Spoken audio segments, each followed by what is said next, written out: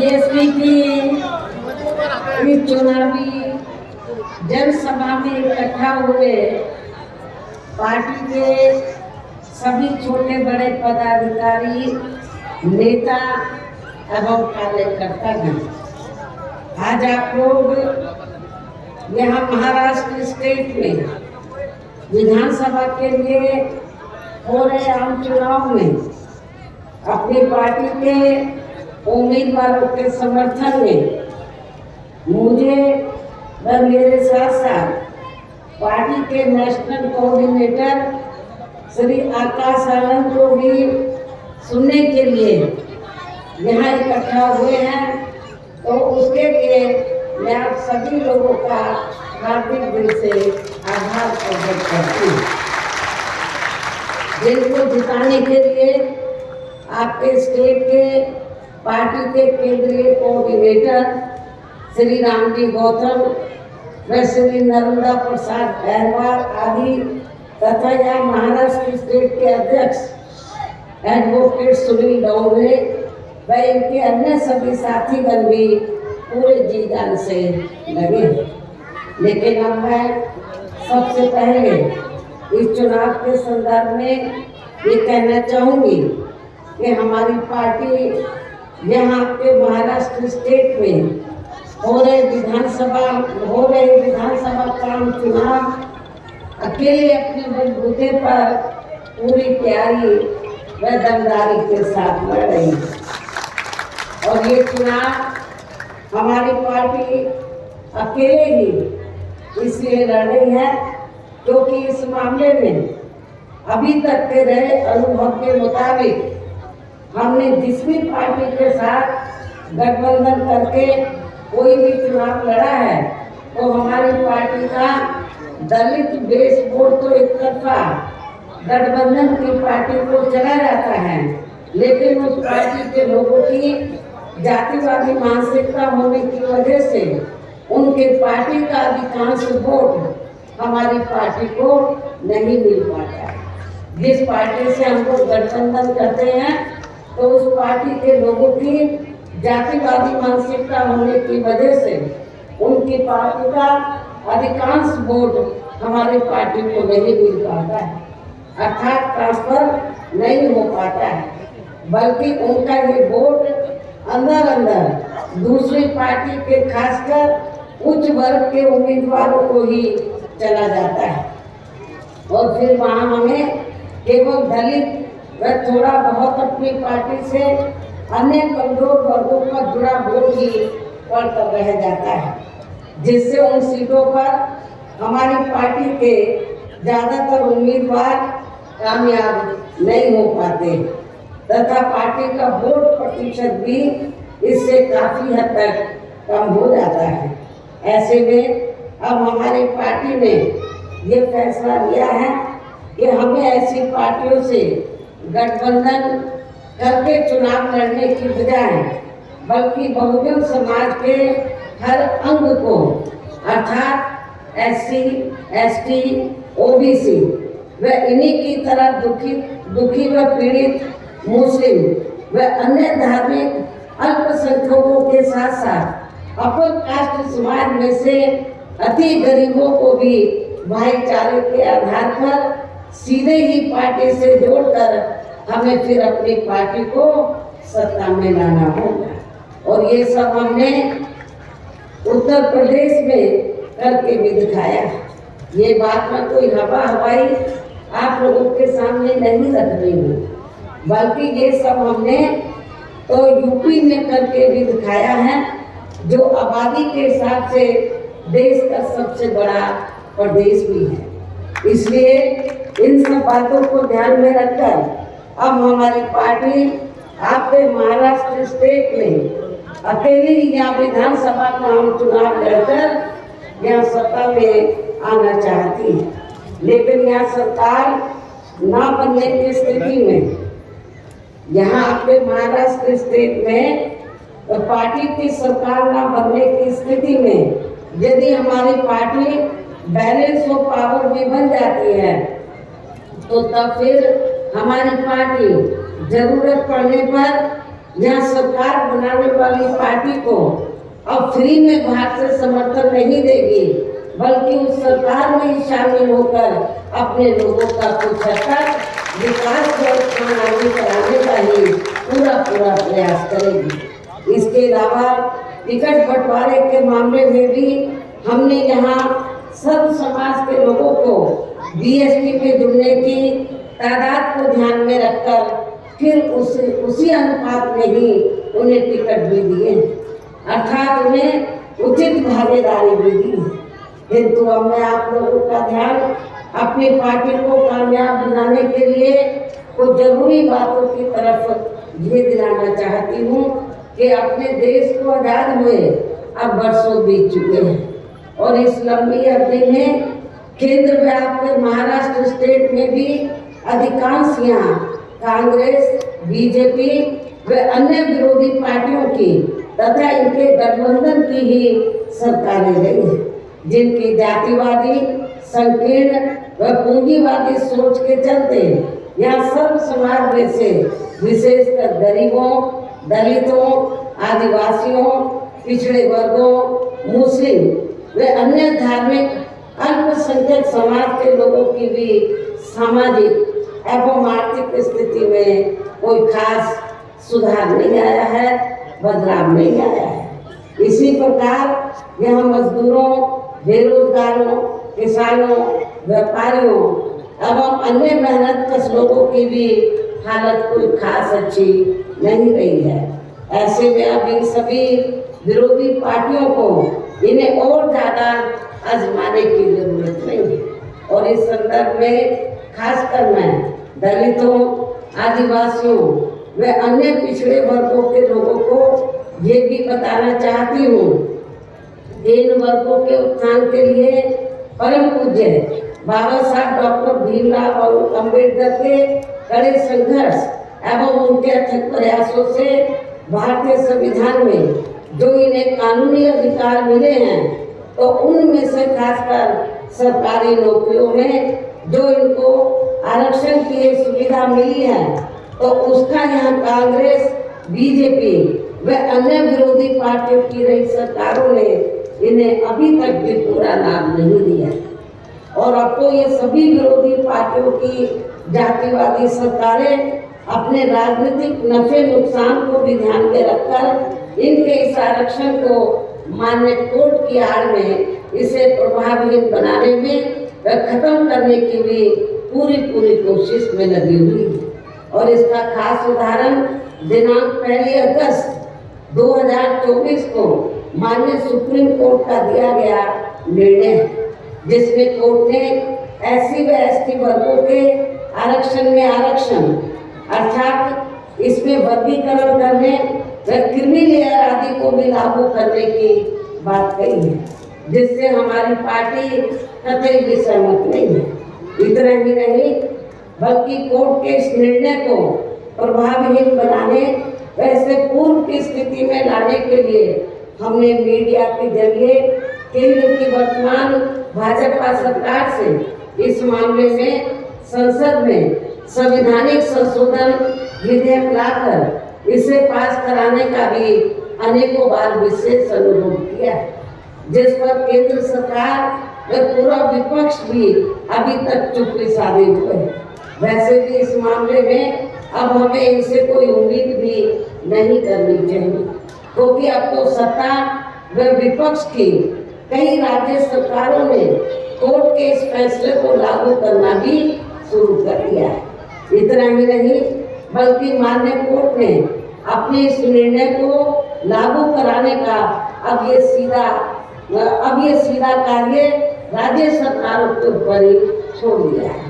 और अब राज्य सरकारें इस निर्णय की आड़ में अपनी पार्टी के लाभ के लिए इन वर्गों को आरक्षण के नाम पर बांटकर इन्हें आपस में ही खूब लड़ाएगी, अर्थात इसका फूट डालो व राज करो की नीति की तरह ही पूरा राजनीतिक फायदा भी उठाएंगे। जबकि कांग्रेस के श्री राहुल गांधी ने तो विदेश में जाकर इनके सभी आरक्षण को आगे वक्त आने पर खत्म करने का भी ऐलान कर दिया है। ऐसे में अब हमारी पार्टी का यही कहना है कि देश में इन वर्गों को बाबा साहब डॉक्टर भीमराव अम्बेडकर ने जो आरक्षण का ये संवैधानिक अधिकार दिया है, तो उसे अब यहाँ सभी जातिवादी पार्टियां किस्म किस्म के हथकंडे इस्तेमाल करके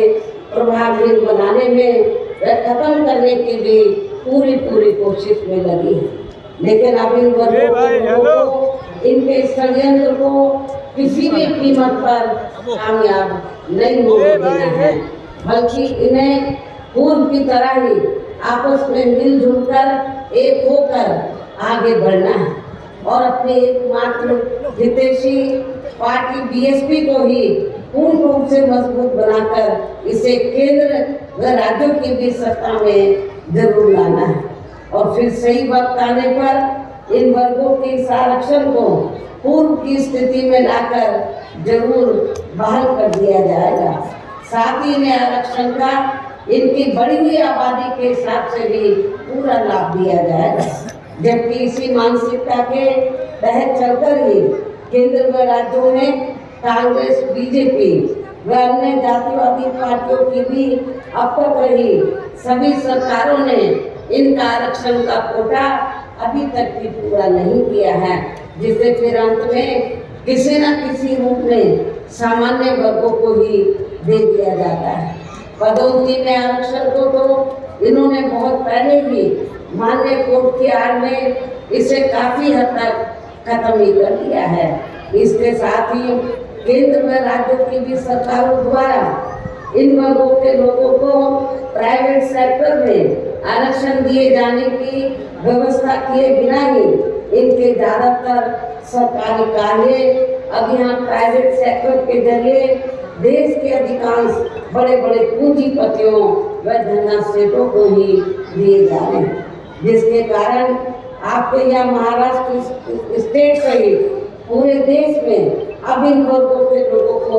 आरक्षण का बहुत कम ही लाभ मिल पा रहा है। और इससे अब पूरे देश में दलितों व आदिवासियों के साथ साथ अन्य पिछड़े वर्गों के लोगों को भी काफी ज्यादा नुकसान हो रहा है, जबकि अन्य पिछड़े वर्गों के लोगों को ये भी मालूम होना चाहिए कि इन्हें मंडल कमीशन की रिपोर्ट के तहत आरक्षण की सुविधा केंद्र में कांग्रेस पार्टी की रही सरकार में नहीं, बल्कि बीएसपी के कड़े संघर्ष एवं अथक प्रयासों से ही केंद्र में रही श्री बीपी सिंह की सरकार में ही मिली है, जिसका भी अब यहाँ जातिवादी विरोधी पार्टियों की चल रही सरकारें इन्हें पूरा लाभ नहीं दे पा रही हैं। इसके साथ ही श्री बीपी सिंह की सरकार में ही इन वर्गों के मसीहा परम पूज्य बाबा साहब डॉक्टर भीमराव अम्बेडकर को भी यहाँ भारत रत्न की उपाधि से सम्मानित किया गया है, जिसके लिए वो हर प्रकार से पात्र भी थे, जबकि इन्हें ये सम्मान इनके जीते जी केंद्र में रही कांग्रेस पार्टी की सरकार में बहुत पहले मिल जाना चाहिए था। लेकिन कांग्रेस पार्टी की रही सरकार ने अपनी जातिवादी मानसिकता की वजह से इनके देहांत के बाद भी इन्हें ये सम्मान नहीं दिया। जो इनके द्वारा बनाए गए संविधान की अब आए दिन यहाँ हवाई व्यक्तियों की बातें करते रहते हैं। इतना ही नहीं, बल्कि इनके कारवा को आगे बढ़ाने वाले वे हर मामले में समर्पित रहे व्यक्तित्व मान्यवर श्री काशीराम जी के देहांत होने पर उस समय केंद्र में रही इसी कांग्रेस पार्टी की सरकार ने इनके सम्मान में एक दिन का भी राष्ट्रीय शोक घोषित नहीं किया था। इससे भी इन वर्गों के प्रति इस कांग्रेस पार्टी की हीन व जातिवादी मानसिकता साफ झलकती है। इसके साथ ही इन वर्गों के लोगों को जुर्म जाति से निजात दिलाने के लिए जो भी नियम व कानून आदि बने हैं, तो उन पर भी केंद्र व राज्यों की जातिवादी सरकारें सही से अमल नहीं कर पा रही हैं, जिससे अब यहाँ खासकर दलितों, आदिवासियों व अन्य पिछड़े वर्गों के ऊपर शोषण करने वालों का मनोबल और भी ज्यादा बढ़ रहा है। और ये सब हमें यहाँ आपके महाराष्ट्र प्रदेश में भी काफी कुछ देखने के लिए मिल रहा है। इसी प्रकार हमें पूरे देश में मुस्लिम व अन्य धार्मिक अल्पसंख्यक समाज के लोगों की भी हालत कुछ खास अच्छी नजर नहीं आती है। इनके साथ साथ अपर कास्ट समाज में से खासकर गरीब लोगों की भी आर्थिक स्थिति अभी भी यहाँ पूरे देश में काफी ज्यादा खराब व दयनीय ही बनी हुई है, जिसका काफी कुछ खुलासा सज्जन कमेटी की रिपोर्ट में भी किया गया है। इनके अलावा आपके महाराष्ट्र स्टेट सहित पूरे देश में सर्व समाज में से विशेषकर यहाँ गरीब, मजदूर, किसान, कर्मचारी, व्यापारी एवं अन्य मेहनतकश लोग भी अपनी विभिन्न समस्याओं को लेकर अभी भी हमें काफी ज्यादा दुखी और परेशान ही नजर आते हैं। और इन सब की मुख्य वजह हमारी पार्टी केंद्र में व आपके महाराष्ट्र स्टेट में भी यहाँ अब तक की रही सभी विरोधी पार्टियों की सरकारों की गरीब व किसान विरोधी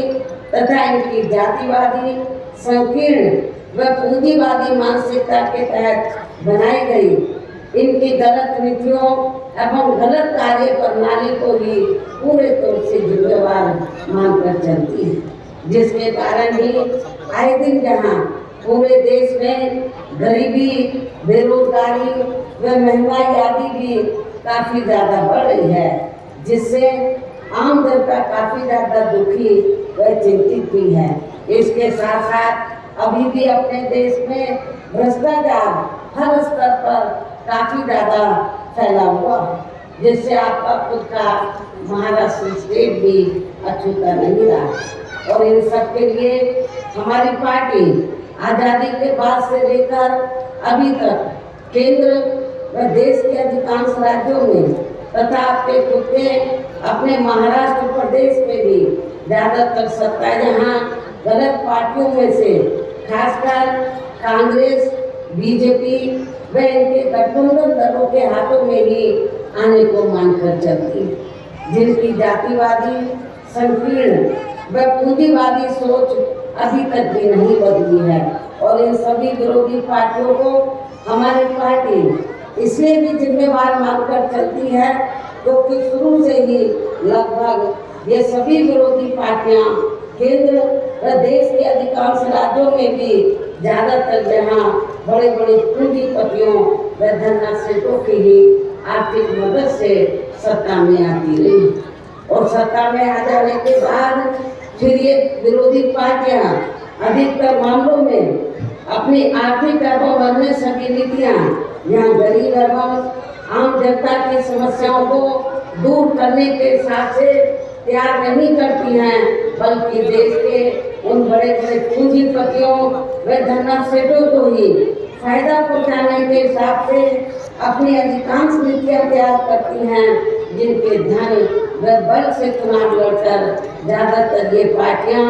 केंद्र में आपके स्टेट सहित अन्य राज्यों में भी अभी तक यह सत्ता में आती रही है, जिसके कारण ही अब पूरे देश में व आपके खुद के अपने प्रदेश में भी अभी भी हमें यहाँ सर्व समाज के लोग अपनी विभिन्न समस्याओं को लेकर काफी ज्यादा परेशानी नजर आती है, जबकि पूरे देश में बीएसपी ही अकेले एक ऐसी पार्टी है जो विरोधी पार्टियों की तरह देश के बड़े बड़े पूंजीपतियों व धनराशियों आदि की आर्थिक मदद से नहीं बल्कि अपनी पार्टी के ही आम कार्यकर्ताओं की आर्थिक मदद से चुनाव लड़कर यहाँ केंद्र व राज्यों की भी सत्ता में आना चाहती है, ताकि हमारी पार्टी सत्ता में आने के बाद फिर बिना किसी दबाव के वे आजाद होकर या सर्व समाज के लोगों की अधिकांश समस्याओं का समाधान करके उन्हें हर मामले में खुशहाल बना सके। और इसी आधार पर चलकर ही आबादी के हिसाब से देश के सबसे बड़े प्रदेश उत्तर प्रदेश में 4 बार हमारी पार्टी ने अपने नेतृत्व में 5 सरकार भी बनाई है। और हमने अपनी सभी चारों बड़ी सरकारों में अपनी पार्टी की विचारधारा एवं सिद्धांतों के तहत चलकर वैसे तो वहाँ सर्व समाज के हितों का पूरा ध्यान रखा है, लेकिन सभी मामलों में प्राथमिकता पहले हमने वहाँ सर्व समाज में से विशेषकर उन दलितों, आदिवासियों, पिछड़े वर्गों, मुस्लिम अन्य अकलियतों को तथा गरीब एवं असहाय लोगों को ही दिया है, जिनकी वहाँ हर मामले में व हर स्तर पर सभी विरोधी पार्टियों की रही सरकारों में उनकी हीन, जातिवादी, संकीर्ण व पूंजीवादी सोच होने के कारण काफी ज्यादा उपेक्षा की गई। और इतना ही नहीं बल्कि हमारी पार्टी की रही सरकार ने तो उत्तर प्रदेश में जो गरीब लोग थे, जिनके पास खेती करने के लिए कोई साधन नहीं थे, रोटी रोटी के कोई साधन नहीं थे, तो हमारी पार्टी की सरकार ने तो वहाँ उत्तर प्रदेश में आप लोगों को याद होगा, महाराष्ट्र के लोगों को, कि जब तक हमारी सरकार नहीं बनी थी तो आप लोग एक नारा लगाते थे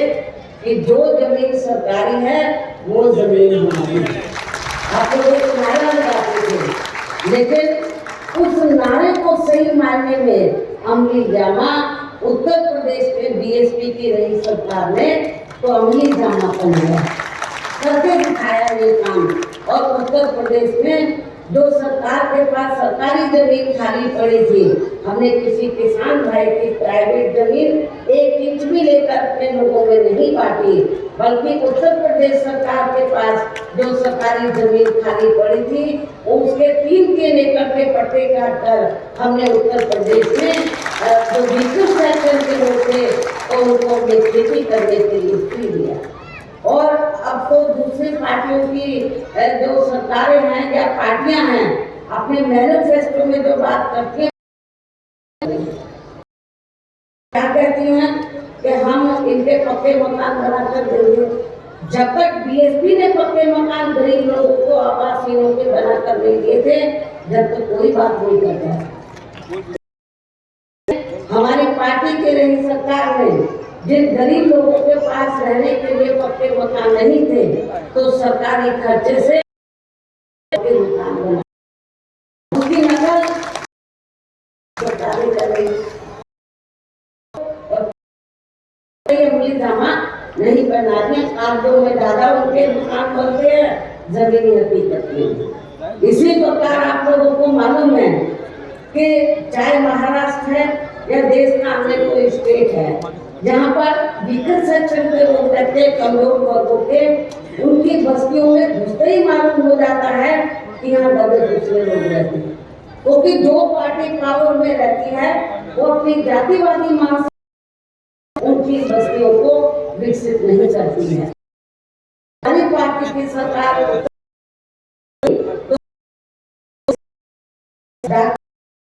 विकास योजना के तहत और मान्यवर श्री कांचीराम जी शहरी समग्र विकास योजना के तहत उत्तर प्रदेश में जो देहात थे चिन्हित करके जहाँ इनकी आबादी ज्यादा थी तो उनकी बस्तियों को हमने प्राथमिकता के आधार पर हर सुविधा से विकसित किया। शहरों की भी बस्तियों को हमने विकसित किया, तो इससे उनके रहन सहन के ऊपर काफी असर पड़ा। इसके साथ साथ हमने उत्तर प्रदेश में गरीब एवं बेरोजगार लोगों को दूसरी पार्टियों की रही सरकारों की तरह मामूली सा बेरोजगारी न देकर उन्हें सरकारी एवं गैर सरकारी क्षेत्रों में स्थायी रोजगार भी उपलब्ध कराए। लेकिन अब कांग्रेस या बीजेपी ये चुनाव में क्या बोलते हैं कि हम रोटी रोजी के साधन तो नहीं देंगे, नौकरी नहीं देंगे, तो भत्ता दे देंगे। लेकिन हमारी पार्टी की सरकार ने ऐसा नहीं किया। हमने उनको ये बेरोजगारी भत्ता नहीं बल्कि सरकारी एवं गैर सरकारी क्षेत्रों में उन्हें स्थायी रोजगार उपलब्ध है। इसके अलावा हमारी पार्टी की सरकार ने कहा विभिन्न क्षेत्रों में लगे लोगों के साथ साथ युवाओं, महिलाओं व बुजुर्गों आदि के अनेकों महत्वपूर्ण व ऐतिहासिक जिनसे उन्हें काफी ज्यादा लाभ पहुंचा है। किसानों की भी समस्याओं का अधिकांश समाधान किया गया है तथा उनकी फसलों का भी उन्हें समय से उचित दाम दिया है। साथ ही हमने वहाँ सर्व समाज के लोगों के ऊपर किसी भी प्रकार की कोई जुर्म जाति आदि भी नहीं होने दी। इतना ही नहीं बल्कि हमारी पार्टी की रही सरकार ने यहाँ अपने देश में दलित एवं अन्य पिछड़े वर्गों में समय समय पर जन्मे हमारे महान संतों, गुरुओं व महापुरुषों में भी खासकर महात्मा ज्योतिराव फुले, छत्रपति शाहू जी महाराज, श्री नारायण गुरु, बाबा साहब डॉक्टर भीमराव अम्बेडकर एवं मान्यवर श्री कांशीराम जी आदि को भी विभिन्न रूपों में पहली बार वह पूरा आदर सम्मान दिया है,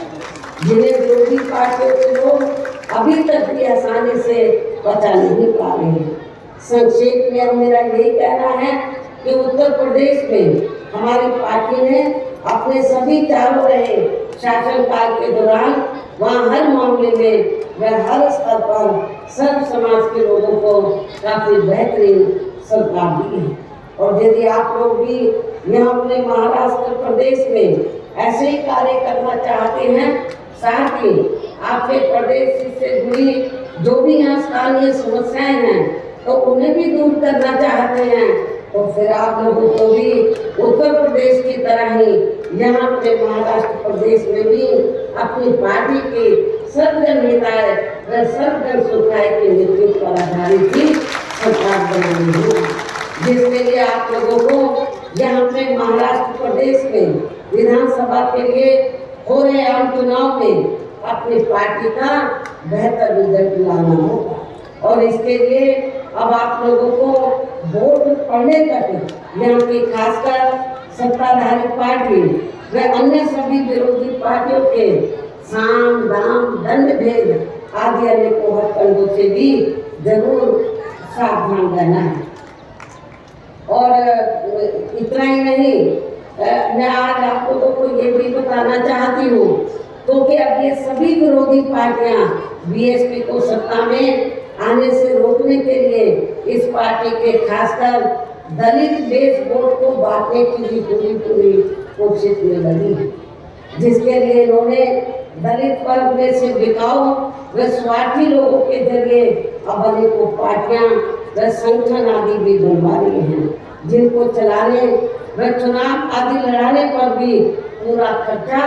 विरोधी पार्टियां उठाती हैं, जो चुनाव में अपने लाभ के लिए उसी हिसाब से उनके उम्मीदवार खड़े करवा के उनके वोटों को काफी हद तक बांट देती है, जिन्हें आपको ऐसी पार्टियों को ऐसे बिकाऊ स्वार्थी किस्म के लोग की जो पार्टियां हैं तो उनको आपको अपना एक भी वोट देकर खराब नहीं करना है, ताकि इनका ये षड्यंत्र कामयाब ना हो सके। इतना ही नहीं बल्कि ऐसे बिकाऊ व स्वार्थी लोगों की पार्टियों व संगठनों को थोड़ी मजबूती देने के लिए अब ये विरोधी पार्टियां एक दो सीटों पर अपना खुद का वोट भी ट्रांसफर करा के इनके एक आदि एमपी व एमएलए भी जितवा के भेजने लगी है। ये भी इनका एक षड्यंत्र का हिस्सा है। जिस प्रकार से बाबा साहब डॉक्टर भीमराव अम्बेडकर की भी मूवमेंट को कमजोर करने के लिए उनके जीते जी कांग्रेस पार्टी ने इनके विरोध में दलित वर्ग से जुड़े स्वर्गीय बाबू जगजीवन राम जी को बड़े बड़े पदों पर बनाकर रखा था। इसलिए आपको इनके षड्यंत्र को भी कामयाब नहीं होने देना है। इसके साथ ही विरोधी पार्टियां अपने अपने पक्ष में हवा बनाने के लिए खासकर मीडिया, ओपिनियन पोल, सर्वे एवं सोशल मीडिया आदि का जो बड़े पैमाने पर इस्तेमाल करती हैं तो उनसे पार्टी के लोगों को कतई भी गुमराह नहीं होना है। इसके साथ साथ आप लोगों को विरोधी पार्टियों के विभिन्न रूपों में जारी किए गए उनके हवाई व प्रलोभन भरे चुनावी घोषणा पत्रों आदि के बहकावे में भी कतई नहीं आना है, जिन्हें ये पार्टियां सत्ता में आने के बाद अधिकांश अमल में नहीं लाती हैं और जिन पर से अब जनता का काफी हद तक विश्वास ही उठ गया है। इसलिए हमारी पार्टी किसी भी चुनाव में अपनी पार्टी का कोई भी चुनावी घोषणा पत्र आगे जारी नहीं करती है। वैसे भी हमारी पार्टी किसी भी मामले में कहने में बहुत कम बल्कि कार्य करके दिखाने में ही ज़्यादा विश्वास रखती है। अर्थात जो कहती है उसे करके भी दिखाती है। और ये सब हमने पार्टी के बिना जारी किए गए चुनावी घोषणा पत्र के ही उत्तर प्रदेश में काफी कुछ करके भी दिखाया है, जिनके अब देश में अधिकांश पार्टियों की सरकारें काफी कुछ नकल भी कर रही हैं। इन्हीं जरूरी बातों के साथ ही अब मेरा यही कहना है कि आप लोगों को अपने खुद के वे अपने महाराष्ट्र स्टेट के भी हित में यहाँ अपनी पार्टी बीएसपी की ही सरकार बनाना बहुत जरूरी है। बीएसपी को इस सत्ता में लाना बहुत जरूरी है। तभी फिर यहाँ पे प्रदेश में परम पूज्य बाबा साहब डॉक्टर भीमराव अम्बेडकर एवं मान्यवर श्री कांशीराम जी आदि का अधूरा सपना जरूर साकार हो सकता है। जैसे आप लोगों को ये मालूम है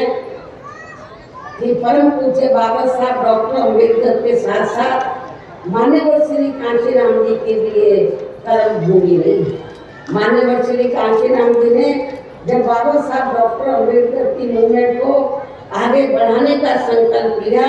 तो वो उन्होंने इसी महाराष्ट्र की धरती के ऊपर उन्होंने लिया था और यहीं से उनके अधूरे कार्यों को पूरा करने का अभियान शुरू किया। तो ये जो जगह है महाराष्ट्र जो स्टेट है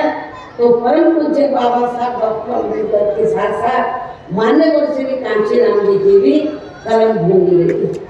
और यही पूना से उन्होंने इस मूवमेंट को शुरू किया था। ये भी आप लोगों को मालूम है। जिसे भी खास ध्यान में रखकर अब मेरी आपसे यही अपील है कि आप लोगों को यहाँ महाराष्ट्र स्टेट में यहाँ अपने महाराष्ट्र स्टेट में विधानसभा का हम चुनाव लड़ रहे अपने उम्मीदवारों को अपनी पार्टी के हाथी चुनाव चिन्ह के